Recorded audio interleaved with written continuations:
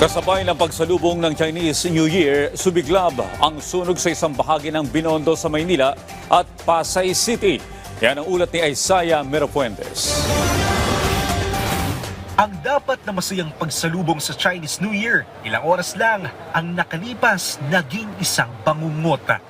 Dahil pasado alas 3 ng umaga kanina, sumiglab ang isang sunog sa isang unit sa 35th floor ng isang high-rise building condominium sa Binondo, Maynila. Ang masaklap pa dito, dalawang babae nila sa 30 taong gulang na nasawi matapos matrap sa kanilang tinutulugang kwarto. Ang parehong biktima ay kasambahay ng may-ari ng unit na nasunog. Ayon sa Bureau of Fire Protection, nasa 7 ang natrap dahil sa sunog, pero may 5 na maswerteng na-rescue ang BFP.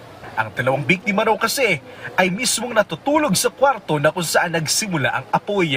Inabot lamang ng mahigit 1 oras ang sunog. Ang ilang mga nakatira naman sa ibang unit ay gumamit na lang ng hagdan para makababa. Kwento ng isang residente sa 38th floor ng Gusali, naging pahirapan para sa kanila ang paglikas. Nagising na lang po kami doon sa kalabog po ng pintuan namin kasi po hindi naman namin alam na gano'n na yung nangyayari sa labas. Pagbukas po namin ng pinto, yung bombero sabi sa amin, bumaba na kami kasi may sunog nga po daw sa 35th floor.